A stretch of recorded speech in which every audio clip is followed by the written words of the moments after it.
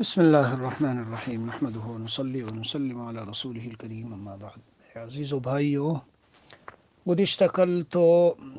وہ ایک خط کا جواب تھا، یعنی سوال کرنے والے سائل اور ان کی دل کا درد تھا، کڑھن تھی، تو میں نے جو جواب دیا لمبا تھا۔ بہرحال آپ اس کو سنیں غور سے، توجہ سے۔ میں عرض درخواست کروں گا دھیان سے سنیے، توجہ سے سنیے، بالخصوص ہمارے اہل وطن تو بہت ہی دھیان سے سنیں، انشاءاللہ اس سے بہت سی رہنمائی ملے گی۔ آج جو عنوان ہے، یاد ہوگا کہ پرسوں میں نے اس پر اختلاف اور اتحاد و اتفاق امت، اس موضوع پر کچھ سوچا تھا کہ کچھ باتیں کروں گا۔ اس سے پہلے میں نے وہ اعلان کیا کہ بھائی رات کو اٹھا کرو، روزانہ سماع دنیا پر اعلان ہوتا ہے، تو یہ ضروری اعلان سن لو۔ اس کے متعلق بہت سی باتیں آ گئی اور ماشاءاللہ بحمد اللہ تعالی اس سے بہت سو کو نفع ہوا۔ بعض حضرات احوال بھیج دیتے ہیں، اس بیان سے ہم کو یہ فائدہ ہوا، یہ فائدہ ہوا، تو اس سے بھی خود بندے کو بہت فائدہ ہوتا ہے کہ اس طرح کی عملی جو چیزیں ہیں اس میں ایک مزید قوت پیدا ہو جاتی ہے۔ اللہ تعالی ہمیں ہمت دے، قوت دے، اور تادم خیر اپنی طاعات پر اللہ تعالیٰ بھرپور طریقے سے استقامت عطا فرمائے، شب و روز 24 گھنٹے۔ میرے عزیزو، آج جو مضمون ہے اسے میں مختصر کر کے کوشش کرتا ہوں، یعنی یہی ہماری جو 20-25 منٹ ہوتی ہے کہ اس میں بیان کر لوں۔ امت میں اختلاف کا رونا ہر طرف رویا جاتا ہے آج کل، اور بہت مدت سے، لیکن ایسا معلوم ہوتا ہے، ایسا لگتا ہے کہ دن بدن اختلاف میں اضافہ ہی ہے، بڑھتا ہی جا رہا ہے۔ چنانچہ یہی بھی اپنے وطن کی بات بھی یہی ہے کہ جب کچھ کرنے کے لیے کوئی بات سامنے رکھیں یا کچھ کہیں تو کہتے ہیں کہ جی لوگوں میں اختلاف اتنا ہے کہ کوئی کسی کی بات ماننے کو، سننے کو تیار نہیں ہے، تو کیسے کوئی اجتماعی کام کیا جائے۔ پرسوں کے خط ہی میں جو بات میں نے عرض کی ہے، یعنی کل کے اس کے جواب میں جو باتیں میں نے عرض کی ہے، ظاہر ہے اس میں بھی اکثر ان کی بنیاد اتحاد و اتفاق امت ہے۔ اگر مسلمان متحد و متفق نہ ہو، بھائی اینٹیں، مکان کی اینٹیں الگ الگ ڈال دو اور دکھاؤ کیسے مکان تیار ہوگا، کیسے اس میں رہو گے، بارش سے کیسے بچو گے، دھوپ گرمی سردی سے کیسے بچو گے، دکھا دو۔ جس جھاڑو سے صفائی کرتے ہیں اس کے سب تنکے الگ الگ کر لو، اتنے ہی تنکے ہیں، 1000 تنکے ہیں، وہ 1000 کے 1000 ہیں، الگ الگ کر لو، کر کے دکھاؤ، اس کو صفائی کر کے دکھائیے۔ میرے عزیزوں اور بھائیوں، امت میں اتحاد و اتفاق کا ہونا بہت ضروری ہے، قوم من حیث القوم کے بقا کے لیے، مسلمانوں کے بقائے ملی اور تشخص اور امتیاز دینی، اس سب کے لیے آپس میں اتحاد و اتفاق بہت ضروری ہے۔ اور اللہ عز و جل کے کلام سے، قرآن کریم سے پتہ چلتا ہے کہ یہ اللہ تعالیٰ کی خاص نعمت ہے۔ یعنی ایسا نہیں ہوتا کہ بس چلو بھائی میٹنگ کرو، چلو پنچایت کرو، چلو بیٹھ کے مشورے کرو، اور تاکہ سب میں اتحاد و اتفاق ہو، اور بس اتحاد و اتفاق ہو جائے۔ قرآن کریم میں اللہ عز و جل کا ارشاد ہے، جی وَاذْكُرُوا نِعْمَةَ اللَّهِ عَلَيْكُمْ إِذْ كُنْتُمْ أَعْدَاءً فَأَلَّفَ بَيْنَ قُلُوبِكُمْ فَأَصْبَحْتُمْ بِنِعْمَتِهِ إِخْوَانًا، اور دوسری جگہ پر ہے، جی لو انفقت ما فی الارض وَأَلَّفَ بَيْنَ قُلُوبِهِمْ لو انفقت ما فی الارض جميعا ما ألفت بین قلوبهم۔ یعنی دونوں آیتوں کا نچوڑ اور خلاصہ یہ ہے میرے عزیزوں کہ اللہ عز و جل کا یہ خاص انعام ہے، نعمت ہے، احسان ہے، اور اللہ تعالیٰ کی نعمت اور اللہ تعالیٰ کا احسان اور اللہ کا کرم متوجہ کس پر ہوتا ہے؟ متقی اور نیک لوگوں پر، تقوی والوں پر، جو اللہ تعالیٰ سے ڈرتے ہوں، اللہ تعالیٰ کے احکامات کو بجا لاتے ہوں، جو معصیت اور گناہوں کے کام ہیں، جو معصیت اور گناہوں کے کام ہیں ان کو چھوڑتے ہوں۔ دھیان سے سنیے گا میرے عزیزوں بھائیوں، میں روز کہتا ہوں، ذہن میں یہ نیت لے کے سنیے کہ ہمیں عمل کرنا ہے، اور پھر توجہ سے سنیے، تو انشاءاللہ کچھ نہ کچھ غذا ملے گی، کچھ نہ کچھ دوا ملے گی، اور کچھ نہ کچھ سامان اس میں ملے گا۔ دیکھو جب بات یہ ٹھہری وَأَلَّفَ بَيْنَ قُلُوبِهِمْ لَوْ أَنفَقْتَ مَا فِي الْأَرْضِ جَمِيعًا مَا أَلَّفْتَ، تو یہ مضمون جب آیا کہ اللہ کی طرف سے خصوصی نعمت، دوسری آیت بھی میں نے پڑھ کے سنائی، فاصبحتم بنعمتہ اخوانا، اللہ تعالیٰ کی نعمت سے تم بھائی بھائی ہوئے ہو، ورنہ تو جی بہت ہی یعنی وَكُنْتُمْ عَلَى شَفَا حُفْرَةٍ مِّنَ النَّارِ فَأَنْقَذَكُم مِّنْهَا۔ یہ حالت تھی۔ تو جب یہ بات ہے تو اب میں کیا درخواست کروں گا؟ میں یہ درخواست کروں گا اور احادیث کی روشنی میں یہ بتاؤں گا، یہ عرض کروں گا کہ میرے عزیزو، یہ جو زندگی کے ہمارے گناہ ہیں، نافرمانیاں ہیں، اللہ تعالیٰ کے احکام سے بے پرواہی اور حکم عدولی اور اوامر کو بجا نہ لانا اور نواہی اور منکرات اور گناہوں میں ڈوبے رہنا، اس کی وجہ سے اختلاف آتا ہے، دلوں میں دوری اس کی وجہ سے آتی ہے۔ تو وہ لوگوں کہ جن کے گھروں میں شدید اختلاف ہے، جن کے بھائیوں میں اختلاف ہے، قوموں میں، خاندانوں میں، اور قدم قدم پہ جی ہر ایک دوسرے کی جان کا دشمن بنا ہوا ہے اور آپس میں اختلافات ہیں، تو یاد رکھیے کہ یہ اختلاف اللہ تبارک و تعالیٰ کا ایک عذاب ہے۔ اور آیت قرآنی بہت واضح والی اور اچھی طرح وضاحت سے سمجھ میں آئے گا۔ میں اس لیے کہتا ہوں کہ آج ہر شخص رونا روتا ہے۔ Why Muslim Ummah is not united? Why there is no unity in Muslim Ummah? Why? کیوں مسلمان امت میں اتحاد اور اتفاق نہیں ہے؟ ایک بار یہاں 10 سال کی بات ہے، اس سے بھی زیادہ کی، ریڈیو اسلام پر باتیں ہوتی تھی اور عنوان یہی تھا اس دن عشاء کے بعد۔ میں بھی بیٹھ کے سننے لگا، تو بہرحال ہمیں انگلش اتنی نہیں آتی، تو میں نے ان سے کہا جو بات کر رہے تھے، جب تقریباً 1 گھنٹہ ہو گیا ہوگا، پون گھنٹہ 1 گھنٹہ، میں نے کہا میں بھی کچھ کہنا چاہتا ہوں، نام بھی میرا نہ لیجیے گا اور میں اردو میں کہوں گا، اگر اجازت ہو تو بولوں۔ تو انہوں نے کہا کہ بولو، اجازت ہے بالکل، ابھی آپ کا نمبر آتا ہے اور آپ پھر بولو۔ تو میرے عزیز اور بھائیوں، میں نے اس دن یہی یہاں ریڈیو اسلام پر بتایا کہ بھائی میں تو سن رہا ہوں بہت دیر سے، اور بہت سے مضامین آ رہے ہیں ماشاءاللہ، سب اپنے اپنے حساب سے باتیں کہہ رہے ہیں، لیکن میرے ذہن میں جو بات آتی ہے میں عرض کرتا ہوں، ایک درخت ہو اور وہ خشک ہو رہا ہو، ایک درخت ہو اور وہ خشک ہو رہا ہو، بالکل زمین میں پانی نہیں ہے، اس کی جڑ خشک ہے بالکل۔ اب ایک آدمی آتا ہے، وہ کہتا ہے فلاں شاخ کے اوپر پانی ڈالو، دوسرا آتا ہے نہیں ادھر والی شاخ پہ نہیں، اس طرف والی پہ ڈالو، تیسرا آتا ہے نہیں بیچ والی شاخ پہ ڈالو۔ تو یاد رکھیے کہ ان تمام شاخوں پہ ادھر سے پانی ڈالنے سے جب تک اس کی جڑ میں جو اصل رگوں کی طرح ہے، جیسے انسان کے بدن میں رگیں ہوتی ہے نا، اور وہاں سے خون چلتا ہے اور بدن کی پوری اس کی بقا اور اس کو ساری غذا ملتی ہے، میرے عزیز، اسی طرح وہ درخت کے لیے نیچے جڑیں زمین میں اللہ نے لگائی ہے، اور وہ پانی ویسے ہی اس کو سیرابی دیتا ہے اور اس کو تازگی دیتا ہے جیسے انسان کے بدن میں خون۔ تو میں نے ان سے عرض کیا بھائی کہ یہ تو باتیں جتنی میں نے سنی تقریباً اس طرح کی باتیں ہیں کہ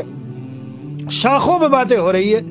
یعنی مثال کے طور پر لوگوں میں یہ بات ہے اس لیے یونائٹڈ نہیں ہے، یہ بات ہے اس لیے نہیں ہے، یہ بات ہے اس لیے نہیں، بہت ساری لوگوں نے مختلف باتیں بتائی۔ میں نے ان کے سامنے قرآن کریم کی ایک آیت پڑھی، وہ آپ کو سنا رہا ہوں، سنو بھائیو غور سے۔ اللہ تعالیٰ فرماتے ہیں قل،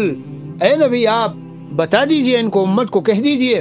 هو القادر على ان يبعث عليكم عذابا من فوقكم او من تحت ارجلكم او يلبسكم شيعا ويذيق بعضكم بأس بعض۔ اللہ عز و جل اس بات پر قادر ہے کہ تم پر عذاب بھیجے اوپر کی طرف سے اور عذاب بھیجے نیچے کی طرف سے، پتھر برسے پہلی قوموں پہ برسے ہیں، زمین دھسا دی جائے نیچے سے، جی ہاں، اور ایک تفسیر اس کی کہ اوپر سے عذاب، عمراء، حکام، ظالم،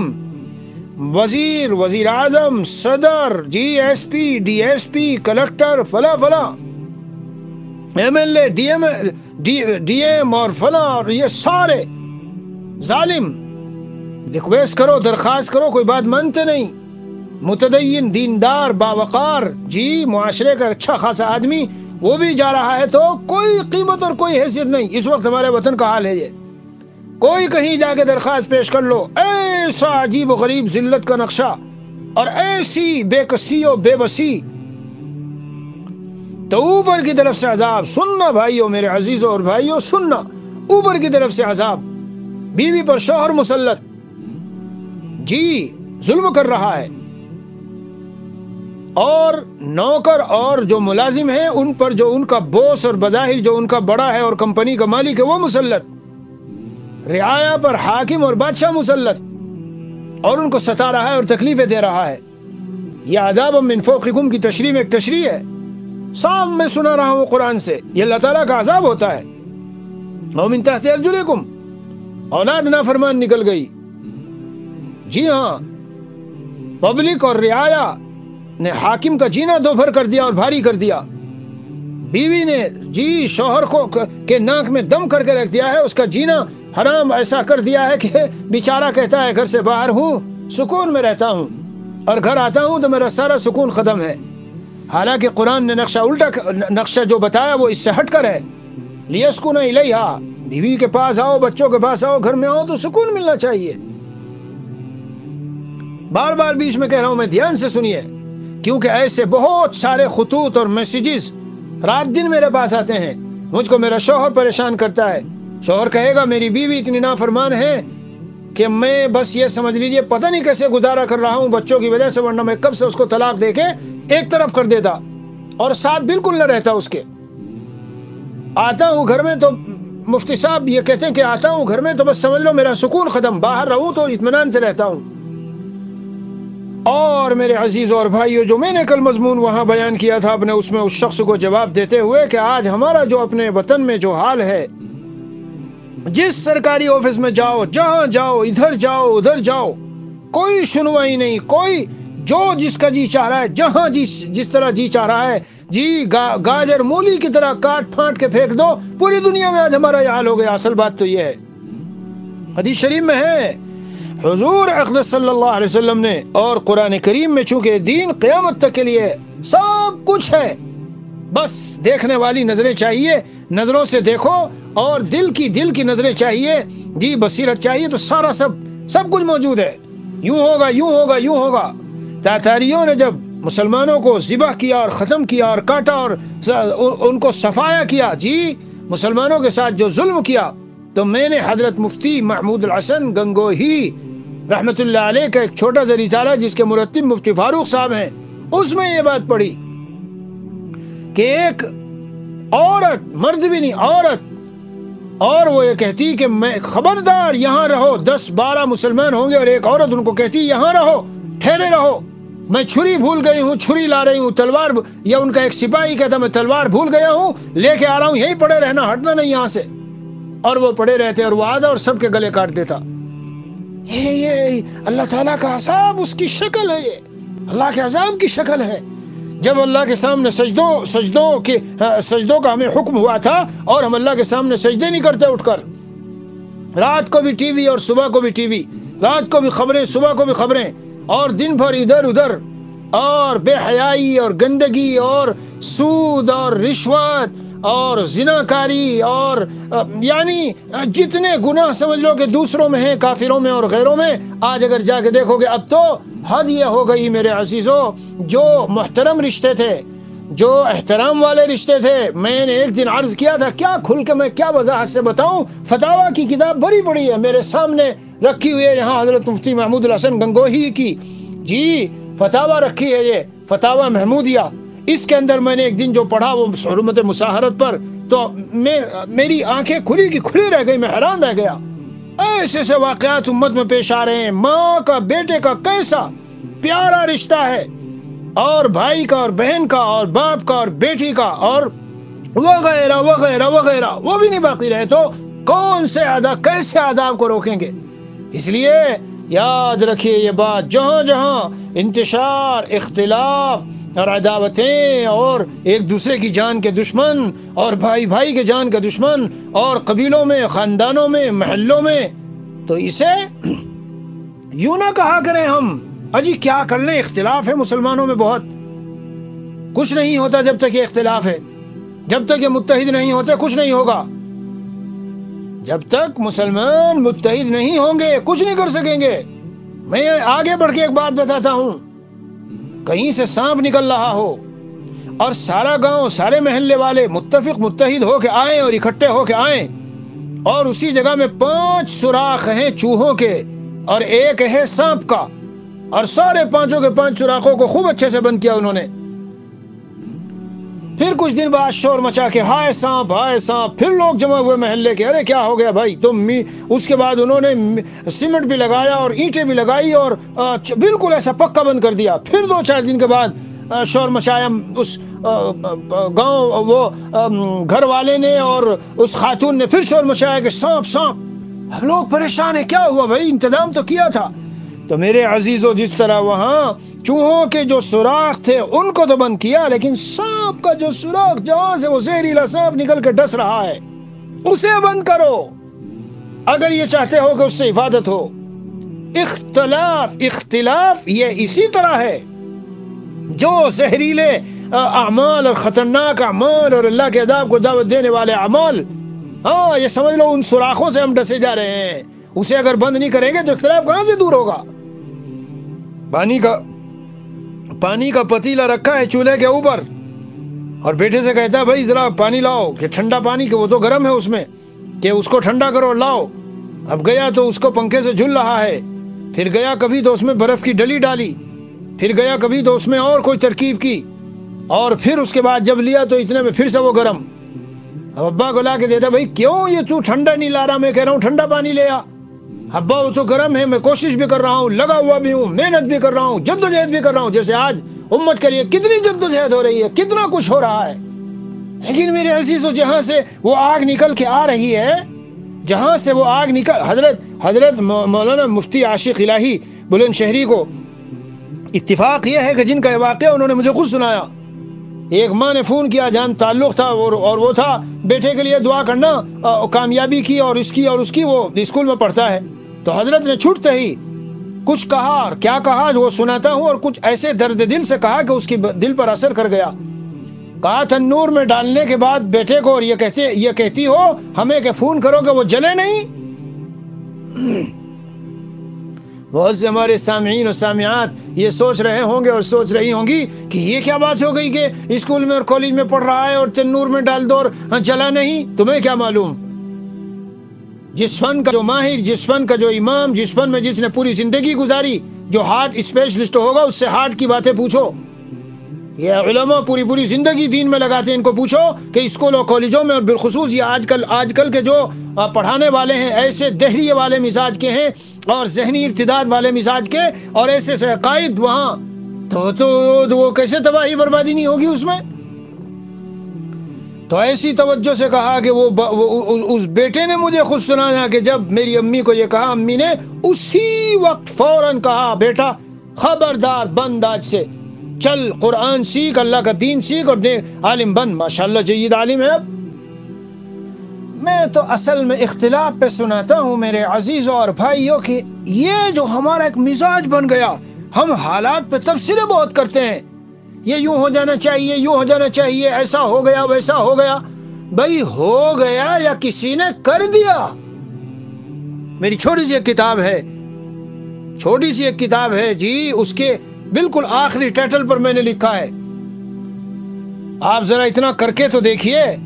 اس طرح نام ہے اس کا، پورا نام ایگزیکٹلی ابھی چھپ رہی ہے، بہرحال اس کے آخر میں ٹائٹل پر میں نے لکھا ہے کہ ایک جگہ کچھ لڑکے بیٹھے باتیں کر رہے تھے، میں بھی وہاں سن رہا تھا، ساتھی تھے، اپنے احباب تھے، بھائی یوں ہو گیا، یہ ہو گیا اور وہ ہو گیا اور کیا کیا جائے اور فلاں کیا جائے اور ایسا ہے اور ویسا ہے۔ تو میں نے ان سے کہا کہ مجھے بھی اجازت ہے کچھ کہنے کی۔ میں نے ان سے پھر یہ کہا بھائی تم حالات پہ تبصرے کر رہے ہو، بے شک بہت اچھا ہے، فکر ہونی چاہیے امت کی، لیکن یہ بتاؤ یہ حالات آسمان سے خود آ پڑے یا کوئی لایا ہے ان کو لانے والا؟ بالکل سناٹا چھا گیا ان پر، چپ، خاموش۔ میں نے کہا بتاؤ، میں بتاتا ہوں تم کو، اللہ عز و جل لائے ہمارے اوپر۔ کیوں بھائی مسلمانوں؟ کیا کائنات میں ہم نے تو قرآن میں یہ پڑھا ہے کہ مدبر الامر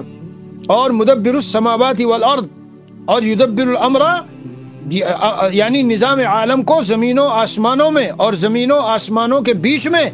اور پورے 7 آسمانوں میں اور 7 زمینوں میں اور جو کچھ نیچے ہے، اے مسلمانوں اور میرے خطاب سننے والوں، مجھے بتاؤ اپنے دل پہ،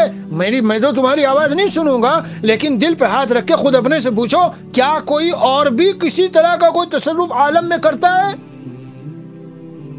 گھروں میں، خاندانوں میں، قوموں میں، ملکوں میں اور شہروں میں، جہاں جہاں جن جگہوں میں، مسجدوں میں، مدرسوں میں، مرکزوں میں، تبلیغی مرکزوں میں، خانقاہوں میں، جہاں جہاں جو کچھ اس قسم کے حالات آ رہے ہیں، یاد رکھ لیجئے گا 99%، 99% اس لیے کہتا ہوں، 1% کبھی آزمائش کے لیے بھی ہوتے ہیں، لیکن 99% میرے عزیزوں ضرور کچھ گڑبڑیاں ہیں، گناہ ہیں، خطایا ہیں، معاصی ہیں، ہمارا ذہن نہیں جا رہا ہے۔ ڈاکٹروں کو دکھاؤ، روحانی ڈاکٹر، ان سے پوچھو، مشورہ دیں گے، وہ بتائیں گے، پھر اللہ نے وہ حالات بھیجے ہیں۔ اسی لیے میں شوہر و بیوی کی جو بہت ساری لڑائیاں ہوتی ہے تو میں ان میں اکثر یہ کہا کرتا ہوں، شوہر شکایت بھیجتا ہے تو اس کو کہتا ہوں، ارے میاں دیکھو، بیوی جو یہ کر رہی ہے اور یہ کچھ ہو رہا ہے، بتاؤ اللہ کے فیصلے سے ہو رہا ہے یا بغیر اللہ کے فیصلے کے؟ وہ کہتے ہیں اللہ کے فیصلے سے۔ جب اللہ کے فیصلے سے ہے تو اپنے گریبان میں جھانک کے دیکھو، انشاءاللہ کوئی نہ کوئی ایسی چیز نظر آ جائے گی، اور اگر نظر نہ آئی نا تو ایک عجیب بات بتاتا ہوں، جسے شاید میں نے کبھی بیان کیا ہو، ورنہ مجھے یاد نہیں ہے کہ میں نے بیان کیا، لیکن پہلی بار یہ بات بیان کر رہا ہوں۔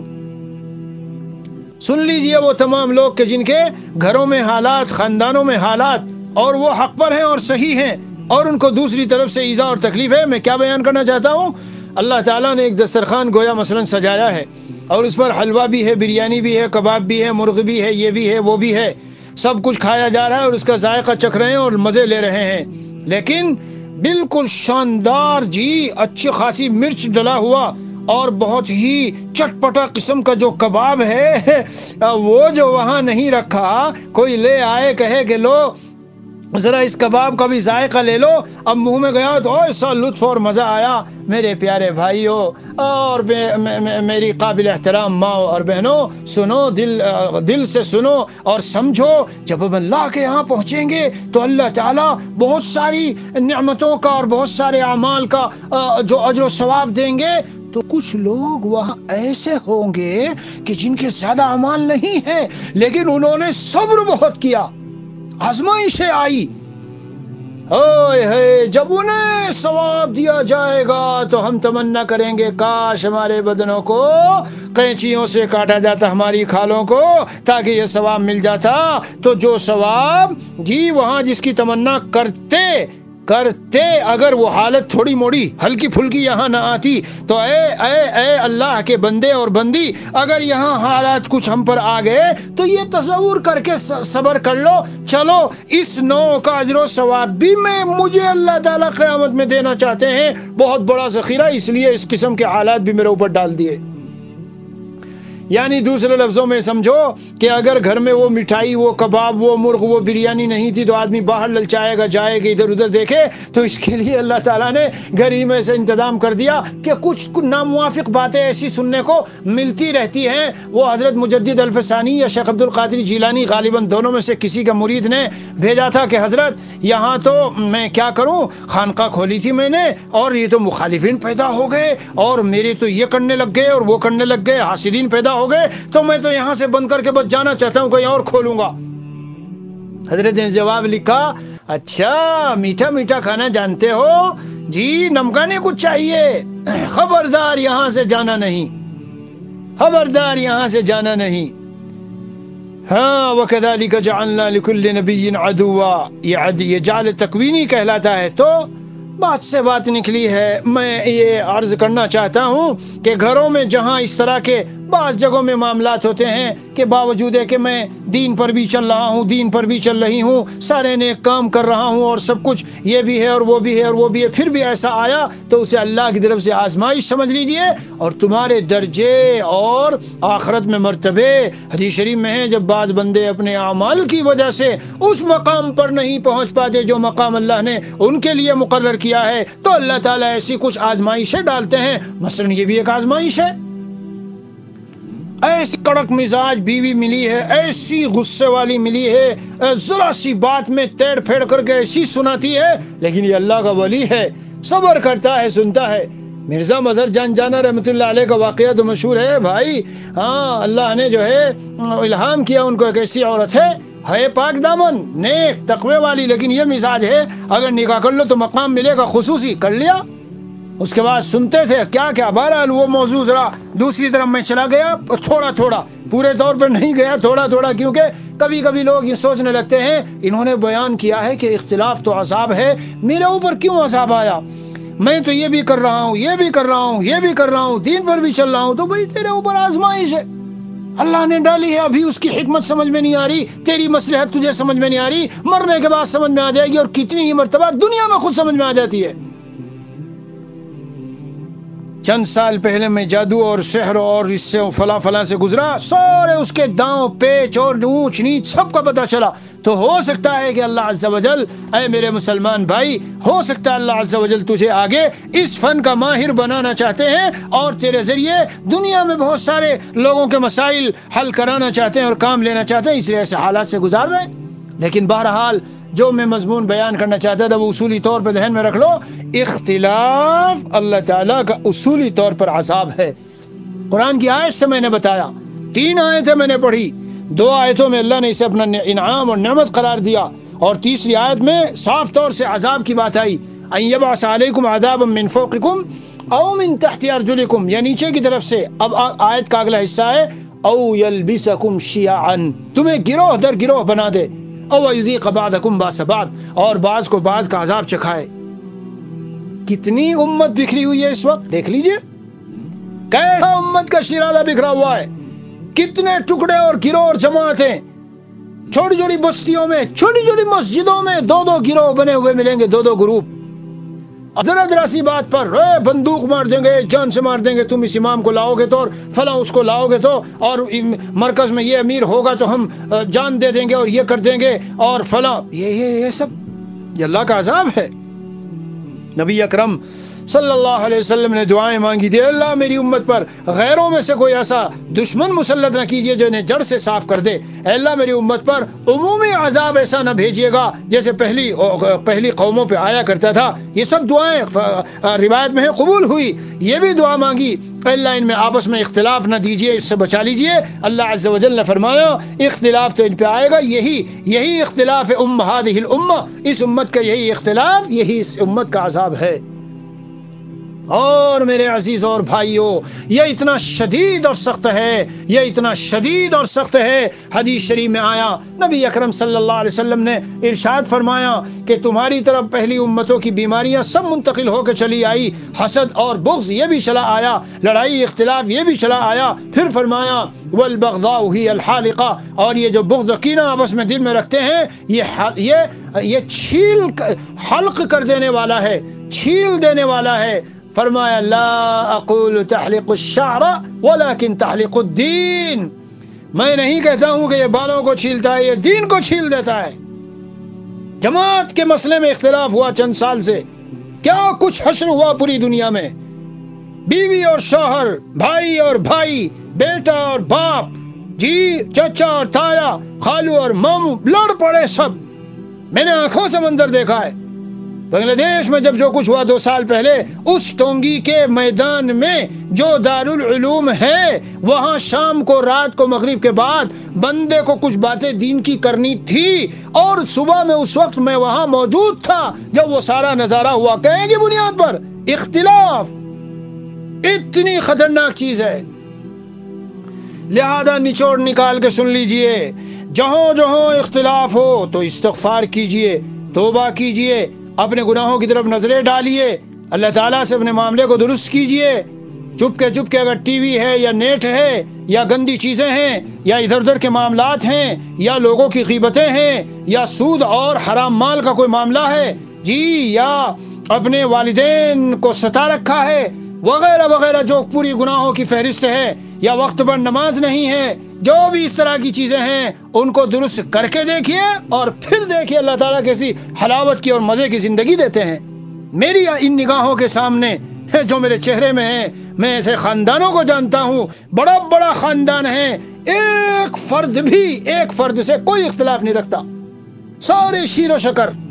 سارے دین پہ چلنے والے، سارے علماء، حفاظ، دین پر چلنے والے اور شریعت و سنت کے ظاہری طور پر پابند اور اندرونی اور بیرونی طور پر، یعنی ظاہر بھی داڑھی ہے اور کرتا ہے اور یہ ہے اور نمازیں ہیں اور تقوی ہے اور لڑنا آپس میں اختلاف، کوئی کسی طرح کا دور دور ایسے بات بڑے بڑے خاندان میں جانتا ہوں، یہ اس خاندان کے بڑوں پر اللہ تعالیٰ کا خاص فضل ہے، اور یہ وہ اتحاد ہے جو زندگی کو جنت، دنیا کو جنت بنا دیتا ہے۔ اللہ عز و جل پوری امت سے اس اختلاف کو دور فرما دے، اور حق سبحانہ و تعالی ہم سب کو دین کی صحیح سمجھ دے دے۔ اللہ تعالیٰ اپنی نامرضیات سے ہم سب کی حفاظت فرما لے، مرتے دم تک اپنی مرضی پر ہمیں استقامت دے اور جمنا نصیب فرمائے۔ وصلی اللہ علی النبی الکریم وعلی آلہ واصحابہ اجمعین والحمد للہ رب العالمین۔